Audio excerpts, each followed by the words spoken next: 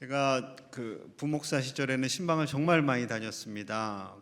상반기 때는 전체 신방, 교구 전체 신방을 해야 돼요. 그러면 다 가정마다 놀고, 하반기에는 구역별 신방을 합니다. 그러면 이제 코로나 전에는 다 집에서 했으니까 다 집집마다 가야 돼요. 차를 끌고. 그럼 이제 구역장님이 함께 타면 목사님 좌회전, 목사님 우회전, 인간 내비게이션이 되셔서 그렇게 길을 알려주셨지요. 그러다가 내비게이션이 개발이 되었어요. 신기했습니다. 요즘에는 스마트폰에 들어가 있지만 예전에는 이게 따로 액정이 있었어요. 그래서 그 액정을 보면서 다녔는데 혁명적인 사건이었죠. 이 내비게이션 덕에 부부싸움도 줄었다고 합니다. 초행길 가다 보면 거기 아니잖아! 그럼 이제 신랑님이 네가 해! 막 이러고 싸우는데 싸움이 확 줄었어요. 너무나 감사하죠. 아쉬운 거는 지도 만드는 회사는 거의 문을 닫으셨다고 합니다. 내비게이션이 길을 가르쳐 줄 때 큰 길로 이렇게 쭉쭉 가르쳐 주면 참 편합니다. 그런데 갑자기 좁은 길을 가라고 할 때가 있어요. 골목길. 그럼 이제 당황하죠. 그리고 맞게 하고 있나 다시 재검색을 합니다. 우리는 항상 이왕이면 큰 길, 이왕이면 큰 식당, 큰 마트, 큰 몰, 이런 곳에 가는 것에 익숙해져 있죠. 물론 작은 곳을 찾아가시는 분들도 간혹 계시지만 큰 데는 그만한 이유가 있다라고 생각들을 하십니다. 그런데 오늘 예수님께서 뭐라고 말씀하세요? 어디로 가라고 하세요? 자, 13절 우리 같이 볼까요? 시작. 좁은 문으로 들어가라. 멸망으로 인도하는 문은 크고 그 길이 넓어 그리로 들어가는 자가 많고. 좁은 문으로 들어가라 말씀하십니다. 유명한 말씀이죠. 멸망으로 인도하는 문은 크다.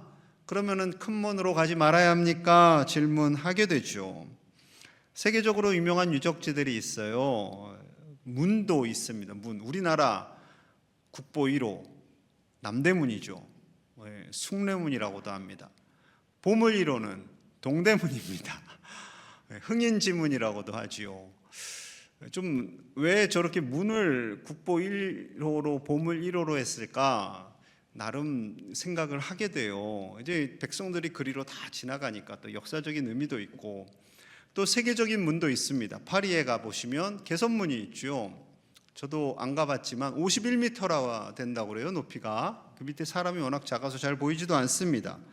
예전에는 동대문, 남대문 저 개선문으로 사람들이 다 지나다녔죠. 그리고 와, 감격하고 감탄했을 겁니다.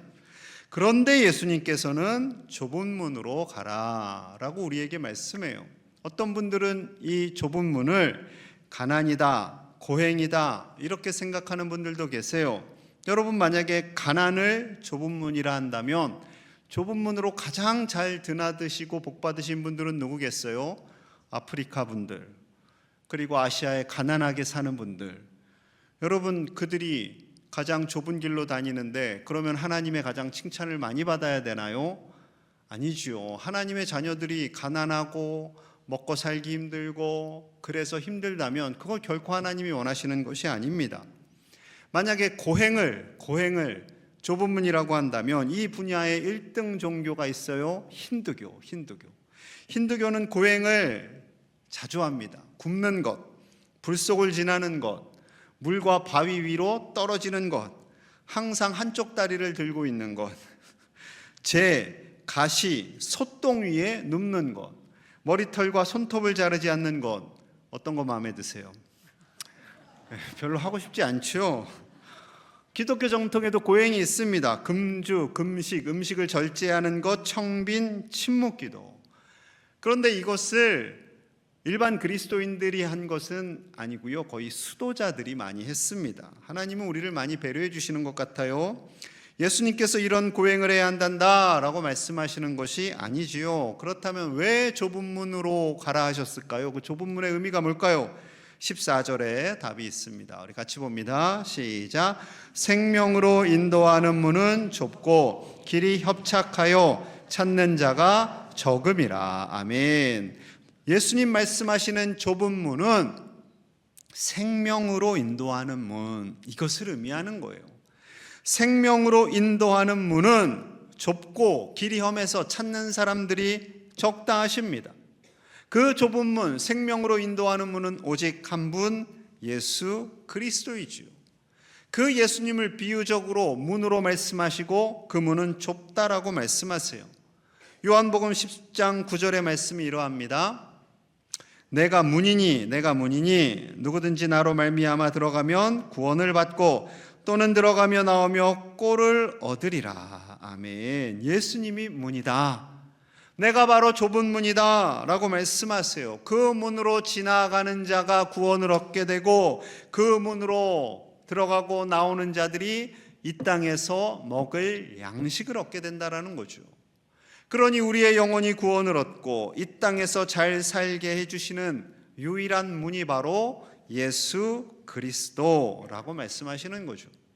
그런데 그 문으로 지나다니는 사람들이 그렇게 많지 않습니다. 실제로 그래요. 2021년 갤럽 조사에 의하면 우리나라의 종교 비율은 개신교 21%, 17%, 불교 16%, 그리고 천주교가 6%예요.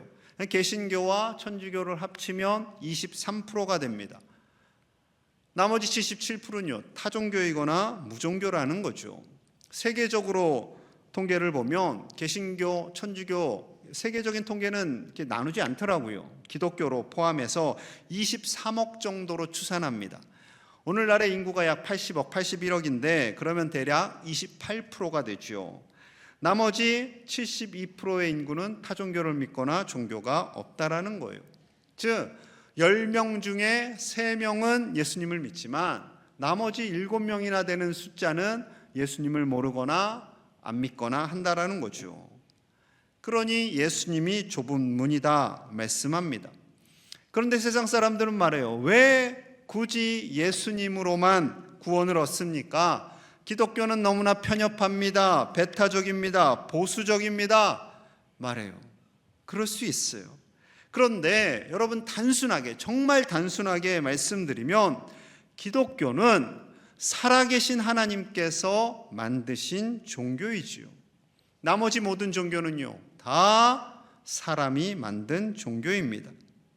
살아있는 신에 의해서 만들어진 종교가 아니지요. 그리스 신화, 엄청난 분량의 그리스 신화가 있어요. 종종 그 책을 설명하는 분들이 막 너무 자세하고 현실감 있게 설명을 하다 보면 진짜 그 모든 신화들, 모든 신들이 실제하는 것 같아요. 하지만 다 가짜입니다. 다 사람이 만들어낸 거예요. 힌두교에 수많은 신들이 있습니다. 그들도 몇 개나 신이 되는지 몰라요. 여러분, 그런데 신기한 것은 사람들이 다 신이라고 만들어 놓고 어느 신은 강한 신, 가장 센 신, 그 밑에 신, 등급을 매겼어요. 등급을. 약한 신 기분 나쁘게. 그래서 가장 큰 신을 무서워하고 약한 신은 좀 덜 무서워하죠. 그래서 그 가장 무서워하는 신에게 많은 것을 바칩니다. 침착하게 생각해 보면 좀 어이가 없지요. 그런데 이 모든 것이요, 다 사단의 전략입니다. 이 모든 신들, 인간이 만든 신들은 다 가짜지만 살아있는 신이 있어요. 하나님 외에 사탄이라는 신입니다. 신이라고 해야 할지 영이라고 해야 할지, 이 사탄은 살아있어서 사람들에게 많은 신을 만들게 하죠. 그리고 두려워하게 합니다. 그리고 그 신을 찾게 만들어서 하나님을 향해 가는 사람들을 막는 거죠. 그것이 사단의 목적입니다. 그런데 오늘날 현대사회가 많이 과학이 발달하고 내비게이션도 나오고 우주도 가잖아요. 그러다 보니 이제 많은 신들에 별로 큰 관심을 갖지 않게 되었어요. 그래서 사단이 집중하고 있는 신은 돈신, 만몬입니다. 만몬. 돈 때문에 사람을 죽이기도 하고요, 가정이 깨어지기도 하고요, 형제 자매들 간에도 파탄이 나는 경우가 있죠. 예수님께서 이런 시대가 올 것을 아시고 2000년 전에 이미 말씀하셨어요. 하나님과 돈을 겸하여 섬길 수 없다라고 말씀하셨죠. 그리고 강력하게 말씀하셨어요. 요한복음 14장 6절 같이 봅니다. 시작. 예수께서 이르시되 내가 곧 길이요 진리요 생명이니 나로 말미암지 않고는 아버지께로 올 자가 없느니라. 아멘. 예수님만이 내가 길이란다, 진리란다, 생명이야 라고 말씀하세요. 나를 통하여서만 아버지께로 갈 수 있어, 구원을 얻을 수 있어 라고 말씀하시는 거죠. 또한 사도행전 4장 12절이 이러합니다. 다른 이로서는 구원을 받을 수 없나니 천하 사람 중에 구원을 받을 만한 다른 이름을 우리에게 주신 일이 없음이라 하였더라. 다른 이름으로는요 구원을 받을 수가 없어요. 여러분, 이것은요 주님께서 우리에게 주시는 진리의 말씀입니다. 이것은 타협할 수가 없어요. 타협할 수가 없어요. 이 길만이 좁은 길이고 좁은 문이지만 우리는 이 길을 통과해서 하나님께 나아가는 것이지요. 세상 사람들이 때로는 정죄한다 할지라도, 또 우리가 스스로 생각해도 너무 편협한 것 같아 라고 생각하시면 안 돼요. 서두에 내비게이션에 대한 관한 이야기를 말씀드려서 하나 더 말씀드릴게요. 다니엘라 퀘시아라는 박사가 있습니다. 저분이 해피맵이라는 행복한 지도에 대해서 설명하는 장면이에요. 영국에서 공부를 하고 미국 보스턴으로 와서 직장을 다니게 되었어요. 길을 모르니까 스마트폰을 켜고 지도 앱을 켭니다. 출퇴근을 했어요.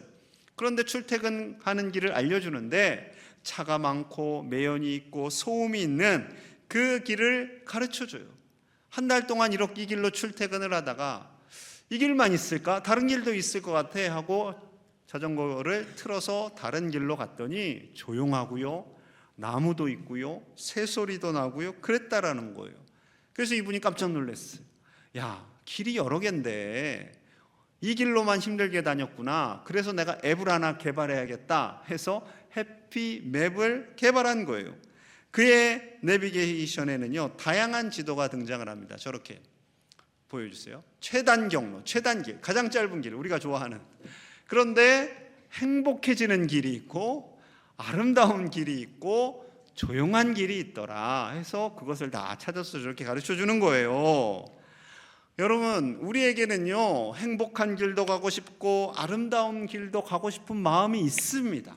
있어요. 그런데 가장 행복하고 가장 아름다운 길은 좁은 문 되시는 예수 그리스도임을 오늘 말씀하고 있는 거죠. 그래서 예수님께서 내가 길이야, 내가 문이야 라고 말씀하십니다. 세상의 어떠한 내비게이션보다도 가장 아름답고 행복한 길이 되어주시는 분, 그분만이 우리에게 생명을 주시고 그분만이 우리에게 참 행복과 평안을 주시는 줄로 믿습니다. 정호승님의 봄길이라는 시가 있어요.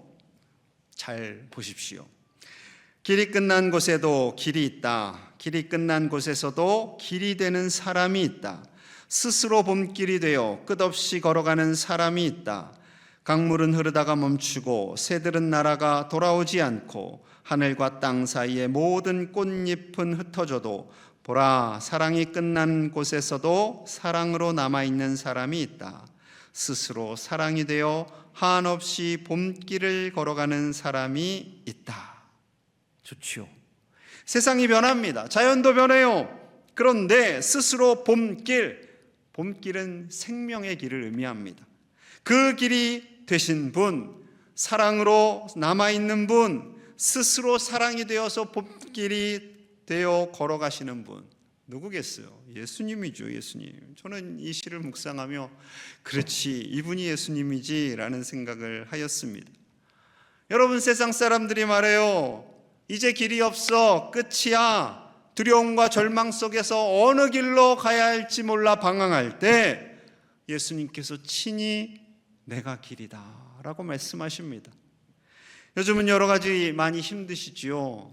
힘들 것 같아요. 힘드시니까 행복감도 좀 더 떨어지고 기쁨도 잃어가고 있고 우리 입에서 부정적인 말도 많이 나오고 한숨도 많이 나옵니다.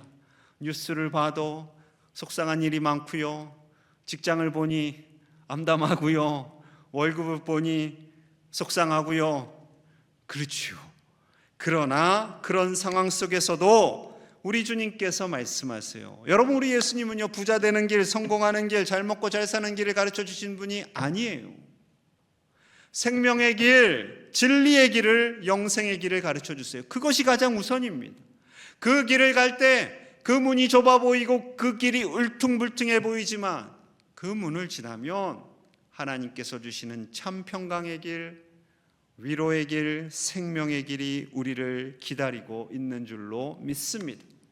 그 주님만 바라보며 담대하게 포기하지 않고 믿음의 길을 가시는 저와 여러분들 되시기를 간절히 축복합니다. 그런데 세상의 길은요, 반대를 얘기해요. 우리가 얼마나 혹하는지 몰라요. 부자 되는 길, 성공하는 길, 잘 먹고 잘 사는 길, 이런 것을 계속 TV 프로그램으로, 유튜브로, 각종 SNS로 보여줍니다. 그렇게 해야 시청률도 올라가고 유튜브 조회수도 올라가겠지요. 그런데 문제는 우리도 모르는 사이에요, 그런 의식이 계속 녹아지게 돼요. 그래서 예수님께서 오늘 본문에 조금 격하게 말씀하십니다. 15절 함께 봅니다. 시작. 거짓 선지자들을 삼가라. 양의 옷을 입고 너희에게 나오나 속에는 노력하는 일이라. 아멘. 거짓 선지자들이 있어요. 흰 옷 입고 수염 기르고 산신령처럼 말하는 분이 아니라 우리의 마음 가운데 찾아와서 우리를 속이고 하나님과 멀어지게 하는 모든 대상을 의미합니다. 양처럼 다가와요. 그러나 우리를 삼키려고 하죠. 왜 삼켜요? 예수님의 십자가 사건을 무력화하려는 것입니다. 오늘날 거짓 선지자들이 너무나 많아지게 되었어요. 이단 사이비들, 헛된 종교들, 그들이 있고요. 각종 우상들이 있고요. 세상의 가치와 쾌락을 이용해서 부와 명예를 추구하려는 그런 이들이 있습니다. 그 모든 배후에는 누가 있을까요? 사탄이 있습니다. 그럼 어떻게 거짓 선지자인 줄 아나요? 자, 16절 봅니다. 그들의 열매로 그들을 알지니 가시나무에서 포도를 또는 엉겅퀴에서 무화과를 따겠느냐. 사단의 목적이 뭐겠어요? 하나님과 멀어지게 하는 겁니다. 처음에는 잘 몰라요. 양인지 일인지 잘 분간이 안 돼요. 그런데 함께 친해지다 보면, 시간이 흐르다 보면 드러납니다. 드러나요. 청년들이 미팅 나갈 때 이 남자가 좋은 남자일까, 이 여인이 좋은 여자일까 얼마나 기대감을 갖고 가나요? 그런데요, 시간 지나면 다 드러나요. 우리 눈이 열려야 돼요. 우리 청년들 미팅도 잘해야 돼요. 정신 바짝 차려야 돼요. 응? 여러분, 교제를 하면서 사귐이 있는데 좋은 듯 하나 자꾸 하나님과 멀어져요. 그러면 주님 보시기에 어떻게 생각하시겠어요? 너가 만나는 그 사람은 거짓 선지자야 라고 말씀하시는 거죠. 그 교제하는 자리, 만남의 자리를 가면 갈수록 하나님과 더 친밀해져요. 그럼 참된 선지자를 통해서 주시는 모임이겠지요. 여러분, 너무 극단적인가요? 여러분, 극단적이지만 사실이에요. 17절과 18절에서 부연 설명하세요. 좋은 나무는 아름다운 열매를 맺는다, 나쁜 나무는 나쁜 열매를 맺는단다. 그런데 좋은 나무가 나쁜 열매를 맺을 수 없어 라고 말씀하세요. 때론 따지고 싶어요. 왜요? 자, 그런데 19절 20절에서 다시 한번 강하게 말씀하십니다. 함께 봅니다. 시작. 아름다운 열매를 맺지 아니하는 나무마다 찍혀 불에 던져지느니라. 이러므로 그들의 열매로 그들을 알리라. 아멘. 나쁜 나무는 하나님께서 찍혀 불에 던져지게 될 거야 라고 말씀하시며 다시 한번 그 열매로 나무를 안다라고 말씀하세요. 하나님께서 좋은 사람, 나쁜 사람 갈라치기 하시는 거 아닙니까? 여러분, 그렇게 단순하게 가르시는 거 아니에요. 아니에요. 왜냐하면 거짓 선지자와 같은 나쁜 나무와 같은 사람들에 의해서, 그 영에 의해서 하나님께로 가야 할 사람들이 엉뚱한 곳으로 가거든요. 그것을 어떻게 하나님께서 내버려 두시겠어요? 하나님께 나와 예배해야 되는데 세상을 향해서 계속해서 나아가는 그 모습을 봅니다. 그로 인해서 주님 안타까워하시면서 하시는 말씀인 거죠. 우리 마음 가운데는요, 하나님의 성품을 닮아서 선한 부분이 있어요. 선한 부분이 있어요. 그래서 조금 나쁘게 보여도 에이, 저 사람은 내면은 착한 사람일 거야 하는 기대감이 있어요. 여러분, 그런데 지혜를 가지고 보셔야 돼요. 우리에게 사기치려고 다가오는 사람들을 분별해야지요. 이단 사이비를 분별해야지요. 죄와 타협하라고 하는 사람들을 분별해야지요. 그리고 멀리 하셔야 돼요. 물론 아까 말씀드렸듯이 70%가 믿지 않는 사람들인데요. 그럼 저 산으로 가야 되나요? 산으로 가실 수는 없겠죠. 분별은 하셔야 돼요. 그리고 직장에서 어디서든 만날 수 있겠지만 깊은 교제는 절제하셔야 돼요. 그것을 주님 말씀하시는 거예요. 그런데 계속해서 우리에게 다가오고 우리를 하나님으로부터 빼앗아 세상으로 데리고 가려고 하는 그들에 대해서 예수님께서 강하게 말씀하고 있는 거죠. 여러분, 세상 방식대로 살면 오히려 편할 수 있습니다. 그러나 우리는 계속해서 좁은 문으로 예수님을 향해 나아가는 믿음의 믿음으로 살아야 하는 사람들인 것이지요. 에스더를 좀 생각해 보겠습니다. 에스더, 페르시아 왕의 왕비가 됩니다. 큰 문제만 없으면 잘 먹고 잘 살 수 있어요. 그렇게 살다 천국 갈 수도 있어요.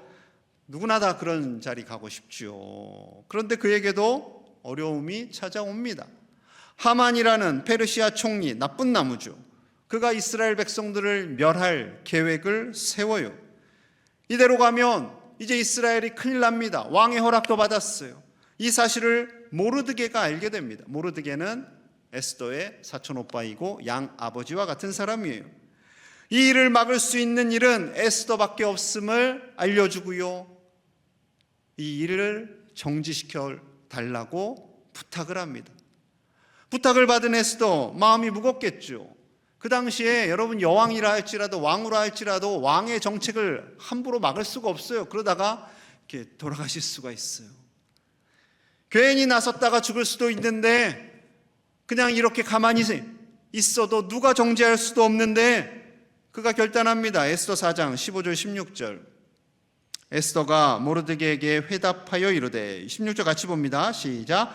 당신은 가서 수산에 있는 유다인을 다 모으고 나를 위하여 금식하되 밤낮 3일을 먹지도 말고 마시지도 마소서. 나도 나의 시녀와 더불어 이렇게 금식한 후에 규례를 어기고 왕에게 나아가리니 죽으면 죽으리이다 하니라. 아멘. 금식하고 왕에게 나아갈 것을 결단합니다. 그에게는 좁은 문이에요. 좁은 길이에요. 죽을 수도 있어요. 하지만 민족을 살리기 위해서 그 길을 가야 함을 알고 있었던 거죠. 하나님께서 어떻게 그를 가만히 두시겠습니까? 이스라엘을 말살하려고 한 하만을 자기가 판 함정에 빠지게 하고 좁은 길을 선택한 에스더를 통해서 민족을 살리십니다. 여러분, 예수님을 생각해 보세요. 죄는 누가 지었어요? 우리가 지었죠. 그럼 누가 죽어야 돼요? 우리가 죽어야 되죠. 그런데 누가 죽으세요? 예수님이 죽으세요. 말이 안 되는 거죠. 성자 하나님이신 예수님께서 십자가를 지십니다. 아니, 세상의 피조물 살리시겠다고 자신이 십자가를 지는 신이 어디 있겠어요? 우리 예수님께서 그 좁은 길을 기쁨으로 가십니다.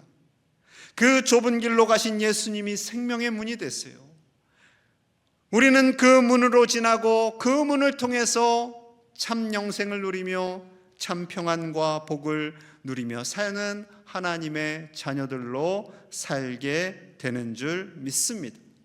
그 좁은 문이 때로는 불편해 보이기도 해요. 비도 오고 끄급하고 습한데 오늘 하나님 좀 쉴까? 영상으로 쉽게 예배드릴까? 생각할 수도 있겠지만 불편을 감수하고 나온 우리 가족들 진심으로 축복합니다. 여러분, 좁은 길로 가는 것, 좁은 문으로 가는 것 쉽지 않아요. 어려워요. 때로는 정죄도 받고 판단도 받아요. 그러나 우리가 함께 믿음으로 그 좁은 문을 향해 나아갈 때 하나님께서 주시는 영생의 복, 구원의 복, 참된 평안과 기쁨을 우리에게 날마다 허락하여 주시는 줄로 믿습니다. 어렵지만 주저하지 않고 우리 믿음의 동역자들과 함께 그 문으로 나아가시는 우리 제1의 가족들 다 되시기를 간절히 축복합니다. 우리 함께 마음을 모아서 기도하겠습니다. 하나님, 생명의 문이신 예수님, 우리에게 주시니 감사합니다. 때로는 그 문이 좁아 보이고 그 길이 불편해 보인다 할지라도, 심지어 세상 사람들이 우리를 정죄하고 판단한다 할지라도 그 문으로 그 길로 나아가며 주저하지 않는 우리 믿음의 가족들이 다 되게 하여 주시옵소서. 하나님의 나라 가는 그날까지 그 길로만 가게 하여 주시고 우리 자녀 손들도 세상의 유혹에 흔들리지 아니하고 생명의 문 예수님께로 나아가는 우리 자녀들 되게 하시며 이 세상에서 참된 복을 다 누릴 수 있도록 축복하여 주시옵소서. 예수님 이름 받들어 간절히 기도하옵나이다. 아멘.